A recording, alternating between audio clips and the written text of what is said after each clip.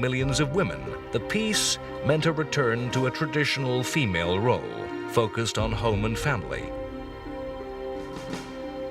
This was the time of the baby boom, a time described as when everyone and her sister was having a baby. For the people of the two principal Western allies, the experience of homecoming stood in sharp contrast. Americans came home to a land untouched by war, with an economy and industry taken to new heights of efficiency, to a society brimming with confidence. British soldiers found a homeland that had seen many cities destroyed by bombing. They returned to a country bankrupted, with great power status eroded by the war, with its role as the center of a worldwide empire questioned and impossible to maintain. A major consequence of the war was the slow death of European colonial empires. The first and the most dramatic step in this process was the decision by the British in 1947 to set aside the jewel in the imperial crown, India. It is paradoxical and ironic that Japan had gone to war proclaiming its aim to be the liberation of the people of Asia from colonial domination, and that Britain fought its war in Burma and the Pacific to defend that empire. In the post-war world, a poverty-stricken Britain was unable to maintain the forces to rule that empire. It was a post-war Britain led by a government elected to sweep away the past and build a new Britain. A government with a socialist priority to build a new welfare state. The decision to quit India was taken quickly. Nearly 200 years of Anglo-India history were unraveled in just 2 years. The resulting division of the Indian Empire into a Muslim state of Pakistan and a Hindu India produced mass movements of population and many thousands of deaths in internal fighting. In the coming years, a wave of decolonization was to sweep the world. It was not a change of direction that was universally acclaimed. Many Britons wondered why the war had been fought if the price of victory was to be the demolition of all that they had been raised to hold dear. Winston Churchill showed himself totally disconnected from the post-war reality as he passionately and stubbornly argued for preservation of the status quo. With Indian independence, the British were beginning a long, slow, and gradual retreat from empire all over the world. The impetus to end empire was not always accepted with such realism. France felt the loss of great power status even harder than Britain. France had been defeated and occupied. The collaboration with that occupation by many French at all levels of society had stirred difficult and uncomfortable questions. In contrast to Britain, France attempted to reassert control over its empire. Most notably, it attempted to return to normal in Indochina, the land today known as Vietnam.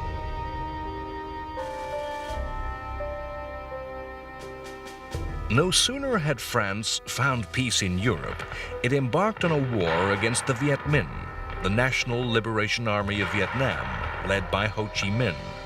This was to be a long and painful experience for the French that would eventually cost them 90,000 lives, and the Vietnamese people millions. Decolonization was a result of World War II, and the war was to compound this strand of history even further. Simple struggles for national independence became entwined with the Cold War, the confrontation between the Soviet Union and its former allies. The Vietnam War became a battle of the Cold War. The Viet Minh were to become the Viet Cong, communists armed by the Soviet Union, while the French came to be armed and financed by the United States. Indian independence created a massive new democratic state from the second most populous people on Earth. Because of World War, China, the largest nation on Earth, underwent a no less dramatic change, but not to democracy. China had suffered longest of all, enduring invasion and occupation since 1937.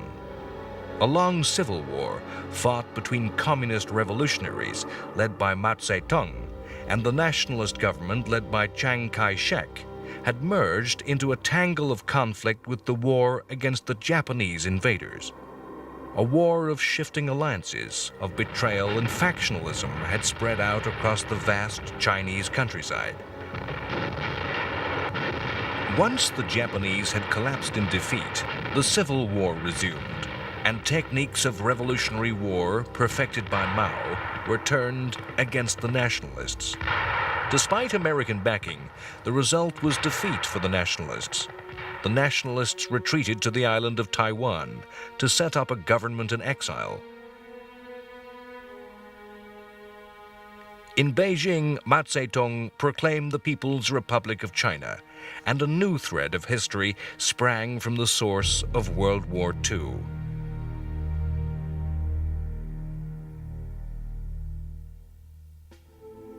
A direct result of the Second World War was the creation of a new state, Israel. The British Empire famously stretched around the world. A small corner of that vast dominion was the territory of Palestine, acquired in the aftermath of the First World War from the ruins of the Turkish Empire. Britain had then promised to establish a national home for the Jewish people, a vow that had remained unfulfilled. In 1945, as the revealed horrors of the final solution became known, the impetus to establish a Jewish nation became irresistible. Palestine became racked by terrorism, with shootings and bombings of British forces. Crowds of young Jews stoned British soldiers, and the British Navy intercepted ships carrying Jewish settlers, many of them survivors of the death camps. Palestinian Arabs refused to become part of any Jewish state. A succession of attempts to find a diplomatic solution failed. There was no compromise possible between British, Jews, and Arabs. Britain's withdrawal in 1948 was, in effect, an abandonment of an insoluble problem, and the new state of Israel was born into war.